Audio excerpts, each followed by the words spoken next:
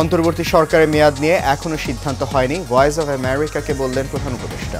তরুণদের হাত ধরে নতুন নেতৃত্বের আশা। পোশাক কারখানা শ্রমিকদের বকেয়া বেতন এবং চাকুরির দাবিতে আজ আশুলিয়া নবীনগরে মহাসড়ক অবরোধ, দীর্ঘ যানজট। র্যাবের হাতে সাবেক সংসদ সদস্য সালাম মুর্শিদি, একরামুল করিম ও আব্দুর রৌফ গ্রেফতার। নাসা গ্রুপের চেয়ারম্যান নজরুল ইসলামকে গ্রেফতার করেছে ডিবি। এবং ইসরায়েলের ভূখণ্ডে এবার হামলা চালালো ইরান, ছুড়ল 200 ক্ষেপণাস্ত্র। মধ্যপ্রাচ্য নিয়ে জরুরি বৈঠকে জাতিসংঘের নিরাপত্তা পরিষদ।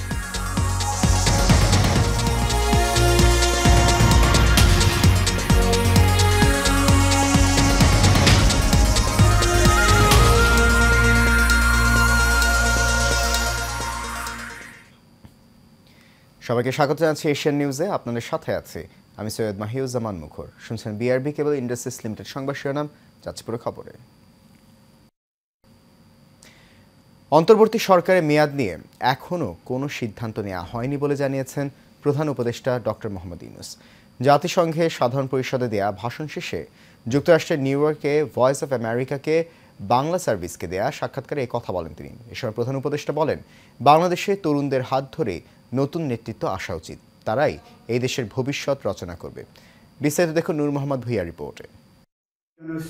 আপনাকে ভয়েস অফ আমেরিকার পক্ষ থেকে স্বাগত। জাতিসংঘে ৭৯তম সাধারণ অধিবেশনে যোগ দিতে নিউ ইয়র্কে থাকার সময় ভয়েস অব আমেরিকা বাংলা সার্ভিসকে সাক্ষাৎ দেন অন্তর্বর্তী সরকারের প্রধান উপদেষ্টা ডক্টর মোহাম্মদ ইউনূস। এক ধরনের বিচার করবেন, আরেক ধরনের বিচার করবেন, সেটার বিরুদ্ধেই তো কোনো। বাংলাদেশের আগামী জাতীয় নির্বাচন অন্তর্বর্তী সরকারের মেয়াদ নিয়ে প্রশ্নের জবাব দেন প্রধান উপদেষ্টা। মত দেন তরুণদের নেতৃত্বে আসার উপর। সরকার কখন মেয়াদ ঠিক করবে সেটা সরকারকে বলতে হবে। সরকার না বলা পর্যন্ত তো সেটা সরকারের মেয়াদ হচ্ছে না।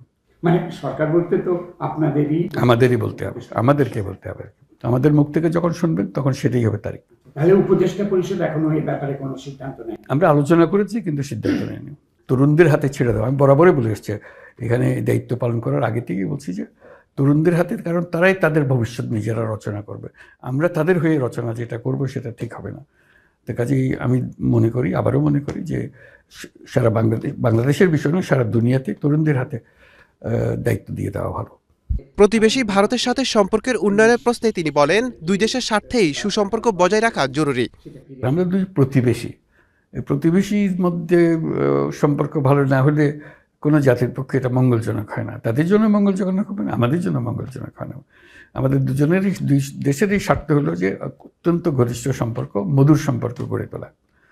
রাষ্ট্রের গুরুত্বপূর্ণ সংস্কারগুলো সম্পূর্ণ করে একটি নিরপেক্ষ, সুষ্ঠু ও অবাধ নির্বাচন আয়োজন করাই সরকারের মূল লক্ষ্য বলেও জানান ডক্টর মোহাম্মদ ইউনূস।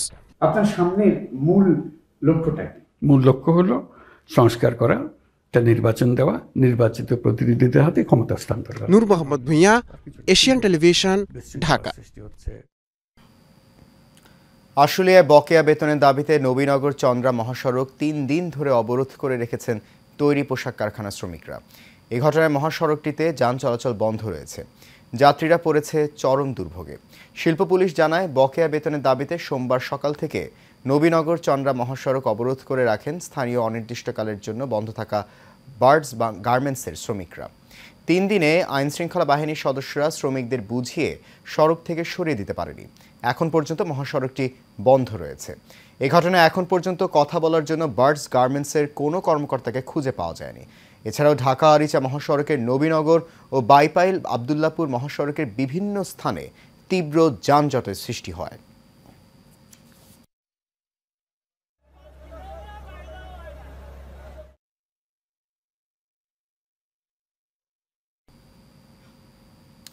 এ বিষয়ে আরও খবর জানতে আমাদের সাথে এই মুহূর্তে সরাসরি সাভার থেকে যোগ দিচ্ছেন আমাদের সহকর্মী দেওয়ান ইমন। ইমন, আমাদেরকে জানান যে সাভারের শিল্পাঞ্চলের সবশেষ কী তথ্য আছে আপনার কাছে এবং সেখানকার সবশেষ পরিস্থিতি কী?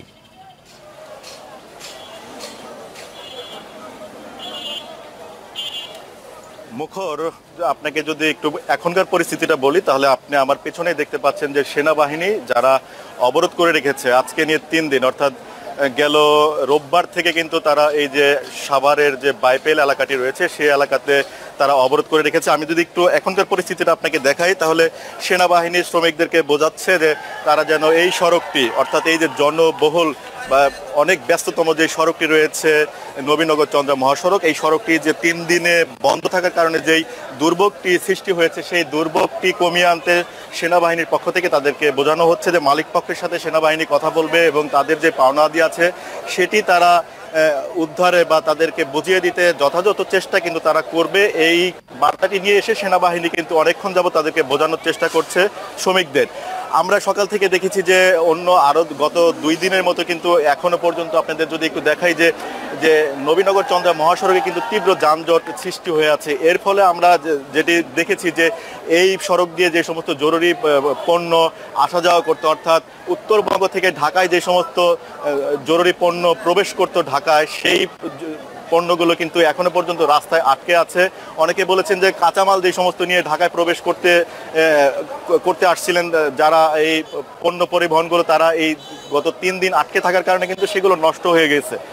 অন্যদিকে আমরা কথা বলেছি যারা এখানকার এই যে শ্রমিক সংগঠনের নেতা রয়েছে, তারা বলছে তারাও তাদেরকে শ্রমিকদেরকে বোঝানোর চেষ্টা করেছে। পরিবহন শ্রমিকদের সাথে আমরা কথা বলেছি, তাদের মধ্যে একটা ক্ষুব্ধতা সৃষ্টি হয়েছে। যে কোনো সময় এই শ্রমিকদের সাথে পরিবহন শ্রমিকদেরও কিন্তু একটি সংঘাত তৈরি হতে পারে। অন্যদিকে যদি একটু বলি যে গত আগস্টের 28 তারিখে হঠাৎ করেই বার্ডস নামে একটি তৈরি পোশাক গ্রুপ কারখানা, যে সেই বার্ডস গ্রুপের তৈরি পোশাক কারখানার হঠাৎই তাদের একটি নোটিশ দিয়ে কারখানাটি বন্ধ করে দেওয়া হয়। বন্ধ করে দেওয়ার পর থেকে কিন্তু মালিকদের সাথে শ্রমিকরা এবং বিজিএমই, তারপরে যারা কলকারখানা অধিদপ্তরের সংশ্লিষ্ট দায়িত্বে রয়েছেন, তাদের সাথে শ্রমিকরা দফায় দফায় বৈঠক করেছেন এবং একটা পর্যায়ে এসে গত সেপ্টেম্বরের 30 তারিখে তাদের একটি সময়সীমা নির্ধারণ করে দেওয়া হয় যে তারা যে পাওনাদি পাবেন কর্তৃপক্ষের কাছে সেটি পরিশোধ করা হবে। এবং গত 30 সেপ্টেম্বর যখন সেটি পরিশোধ না করা হয়, মালিকপক্ষ যখন তারা কথা দিয়ে শ্রমিকদের সাথে সেই কথাটি বরখেলাপ করেন, তারপর থেকে কিন্তু শ্রমিকরা রাস্তায় নেমে আসেন এবং তারপর থেকে কিন্তু এই সড়কটি বন্ধ করে দেওয়া যায়। আজকেও কিন্তু 10 থেকে 15 কিলোমিটার যানজট রয়েছে এই সড়কে এবং এই সড়কের চলাচলরত শ্রমিক যারা রয়েছেন আমার পেছনে, অর্থাৎ এই এলাকাটি হচ্ছে ইপিজেড এলাকা, যেখানে হাজার হাজার শ্রমিক প্রতিদিন এখানে কর্মস্থলে আসেন। আজকে সহ 3 দিন যাবৎ যেহেতু এই সড়কটি বন্ধ রয়েছেন, এখানে তারা নির্বিঘ্নে আসতে পারছেন না। বেশ কিছু কারখানা বন্ধ রয়েছে। এছাড়া এই পথে যারা চলাচল করেন তারাও কিন্তু বেশ আপনার বেগ পেতে হচ্ছে তাদের চলাফেরাতে। তীব্র যানজটের যে সৃষ্টিটি হয়েছে এতে একবার স্তব্ধ হয়ে পড়েছে এই অঞ্চলটি। তো মুখর, এই ছিল আমার কাছে সর্বশেষ। ইমন, আপনাকে ধন্যবাদ। আমাদের সহকর্মী দেওয়ান ইমন সাভার থেকে জানছিলেন সেখানকার শিল্পাঞ্চলের সবশেষ পরিস্থিতি। যাচ্ছি পরবর্তী প্রসঙ্গে। নাসা গ্রুপের চেয়ারম্যান নজরুল ইসলাম মজুমদারকে গ্রেফতার করেছে ঢাকা মহানগর গোয়েন্দা পুলিশ। রাতে রাজধানী গুলশান থেকে তাকে গ্রেফতার করা হয়। গ্রেফতারের পর গুলশান থেকে তাকে ডিবি কার্যালয়ে নিয়ে আসা হয়েছে বলে জানা গেছে। নজরুল ইসলামের বিরুদ্ধে একাধিক অভিযোগে অনেকগুলো মামলা রয়েছে। খুলনা 4 আসনের সাবেক সংসদ সদস্য আব্দুস সালাম মুর্শিদিকে গ্রেফতার করেছে র্যাব। রাজধানী ভাটারা এলাকা থেকে তাকে গ্রেফতার করা হয়। অন্যদিকে দিবাগত রাতে কুষ্টিয়া 4 আসনের সাবেক সংসদ সদস্য আব্দুর রৌফকে রাজধানীর মিরপুর থেকে গ্রেফতার করেছে র্যাব।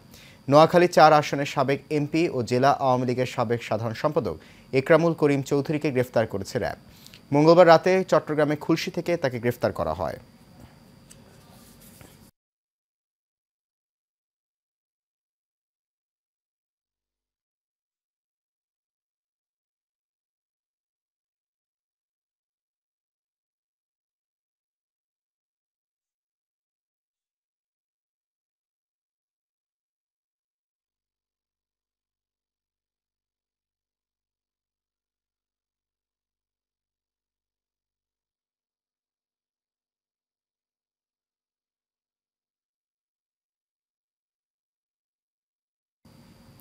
দর্শক, ঢাকা আশুলিয়া মহাসড়ক অবরোধের আরও খবর জানাতে এই মুহূর্তে আমাদের সাথে সরাসরি যোগ দিচ্ছেন সহকর্মী জহিরুল ইসলাম খান লিটন। লিটন, আমাদেরকে জানান যে মহাসড়ক অবরোধের সবশেষ কি তথ্য আছে আপনার কাছে?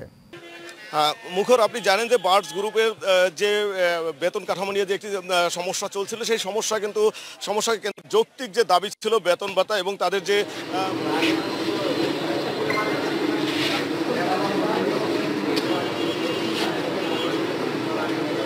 এবং তারা কিন্তু সুশৃঙ্খলভাবে আন্দোলন করতে থাকে। যদিও এটি একটি মহাসড়ক এবং ব্যস্ততম সড়ক, সেই সড়কটি তারা কিন্তু অবরোধ করে কিন্তু এই সড়কটি তারা এখানে ঠিক আপনি দেখছেন যে এই জায়গাটিতে তারা কিন্তু অবস্থান নিয়েছে এবং অবস্থান নেওয়ার পরিপ্রেক্ষিতে দীর্ঘ পণ্যবাহী থেকে শুরু করে এবং পরিবহন শ্রমিক যারা রয়েছে এবং মানুষ যারা রয়েছে তারা সকলেই কিন্তু বিশাল দুর্ভোগে পড়েছেন। তারপরেও কিন্তু আমরা দেখেছি যে শ্রমিকরা যে অন্য জায়গায় যে ভাঙচুরের বিষয়টি ঘটে এখানে কিন্তু আমরা তেমনটি দেখব।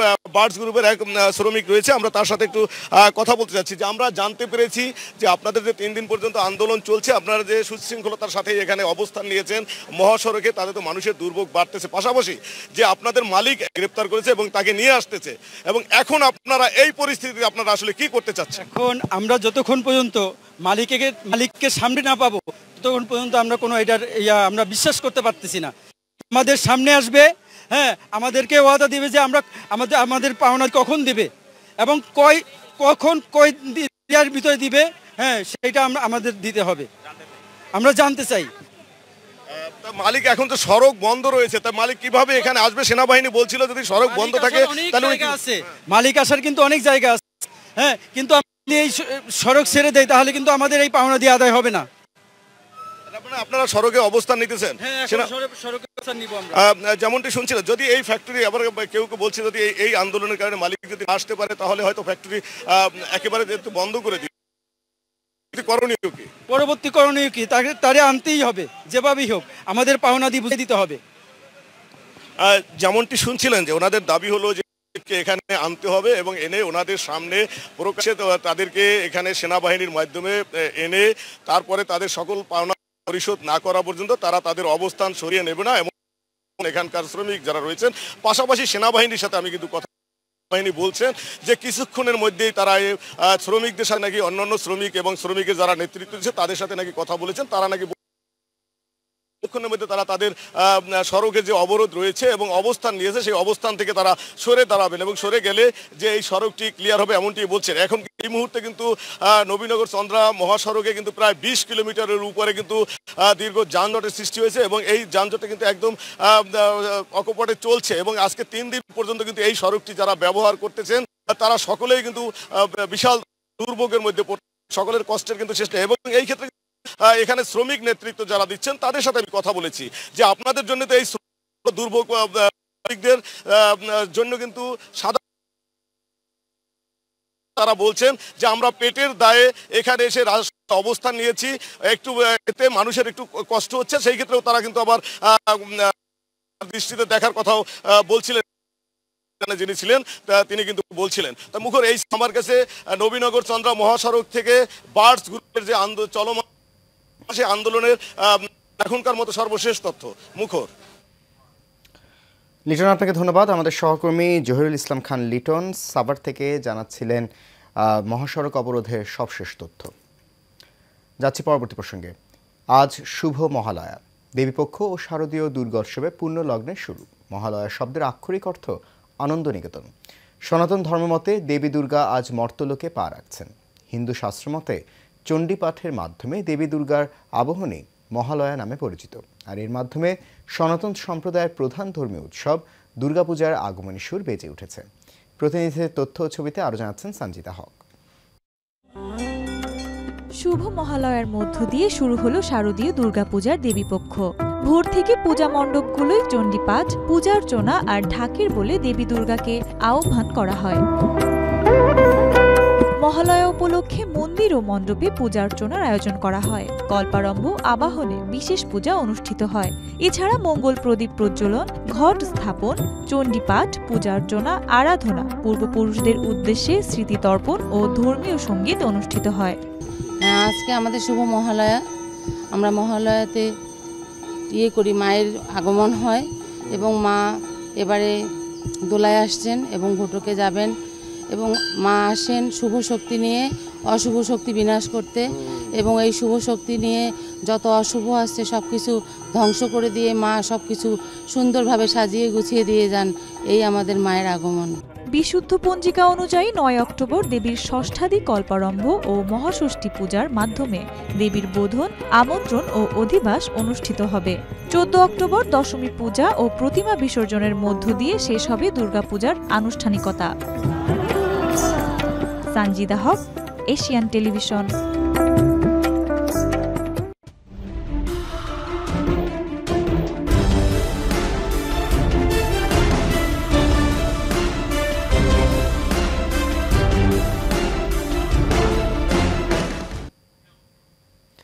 পেশা বাংলা প্রসঙ্গ। ঝিনাইদহের হরিণাকুণ্ডুতে সাপের কামড়ে এক যুবকের মৃত্যু হয়েছে।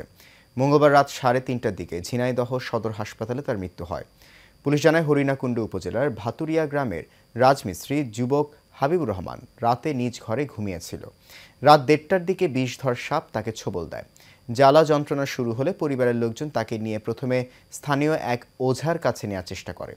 পরে আরও অসুস্থ হয়ে পড়লে রাত 3:30টার দিকে ঝিনাইদহ সদর হাসপাতালে নিয়ে গেলে চিকিৎসক তাকে মৃত ঘোষণা করে। দর্শক, এই মুহূর্তে নারায়ণগঞ্জের ডিপ্লোমা ইন ইঞ্জিনিয়ারিং সার্ভেইং তাদের সার্ভেয়ার পদমর্যাদা দেওয়ার জন্য কর্মবিরতি চলছে এবং এই খবর এই বিষয়ে আরও বিস্তারিত জানাতে আমরা সরাসরি চলে যাচ্ছি সেখানে আমাদের সহকর্মী হাবিবুর রহমানের কাছে। হাবিব, এই বিষয়ে সবশেষ কি তথ্য আছে আপনার কাছে? আমাদেরকে জানান যে কর্মবিরতি যে চলছে সেটি নিয়ে।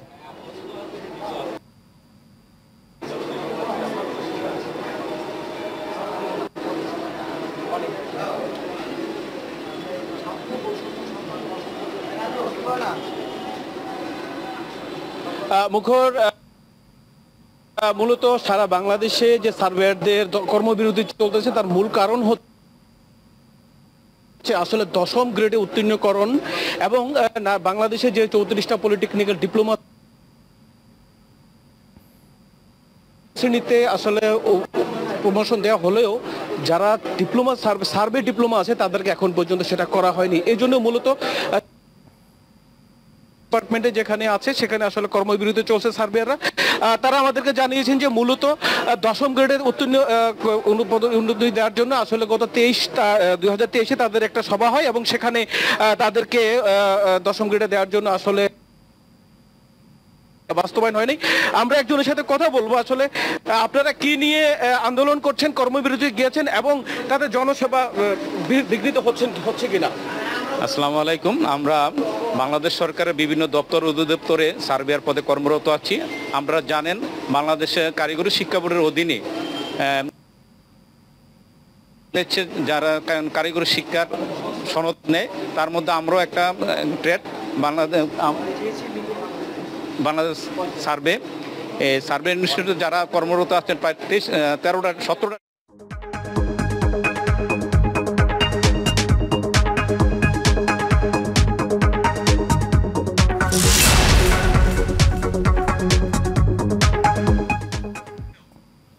এবার এক্সিম ব্যাংক বাণিজ্য সংবাদ। সিনেম্যাটিক পোর্ট্রেট ফটো ও ভিডিওগ্রাফির নতুন অভিজ্ঞতা দিতে ভিভো এবং জাইসের যৌথ গবেষণা উন্নয়নের সমন্বয়ে দেশের বাজারে এসেছে ভিভো V405G। বাংলাদেশে প্রথমবারের মতো ভিভোর ভি সিরিজের এই স্মার্টফোনে যুক্ত হয়েছে বিশ্ববিখ্যাত জার্মান লেন্স নির্মাতা প্রতিষ্ঠান কার্ল জাইসের লেন্স। এতে রয়েছে জাইসের সিনেম্যাটিক পোর্ট্রেট ফটোগ্রাফি, ভিডিওগ্রাফি সহ 7টি জাইস স্টাইল বকে ও যা পোর্ট্রেটে দেবে নতুন অভিজ্ঞতা। সাথে থাকছে 3টি জাইসের ক্যামেরা ও মাল্টিফোকাল পোর্ট্রেট। এই স্মার্টফোনে আরও থাকছে 5500 mAh ব্লু ভোল্ট ব্যাটারি এবং 80 ওয়াট ফ্ল্যাশ চার্জ প্রযুক্তি। পাশাপাশি থাকছে 120 হার্জ রিফ্রেশ রেটের 3D কাভার্ড স্ক্রিন এবং IP68 ও IP69 রেটিং যা ধুলো ও পানি প্রতিরোধ করে। ভিভো V405Gর দাম ৬২,৯৯৯ টাকা। শেষ করবো এশিয়ান নিউজ। তার আগে বিআরবি কেবল ইন্ডাস্ট্রিজ লিমিটেড সংবাদ শিরোনামগুলো জানিয়ে দিচ্ছে আরও। অন্তর্বর্তী সরকারের মেয়াদ নিয়ে এখনও সিদ্ধান্ত হয়নি, ভয়েস অব আমেরিকাকে বললেন প্রধান উপদেষ্টা। তরুণদের হাত ধরে নতুন নেতৃত্বের আশা। পোশাক কারখানার শ্রমিকদের বকেয়া বেতন এবং চাকরির দাবিতে আজ আশুলিয়া নবীনগরের মহাসড়ক অবরোধ, দীর্ঘ যানজট। র্যাবের হাতে সাবেক সংসদ সদস্য সালাম মুর্শিদি, একরামুল করিম ও আব্দুর রউফ গ্রেফতার। নাসা গ্রুপের চেয়ারম্যান নজরুল ইসলামকে গ্রেফতার করেছে ডিবি। এবং ইসরায়েলের ভূখণ্ডে এবার হামলা চালালো ইরান, ছুড়ল 200 ক্ষেপণাস্ত্র। মধ্যপ্রাচ্য নিয়ে জরুরি বৈঠকে জাতিসংঘের নিরাপত্তা পরিষদ।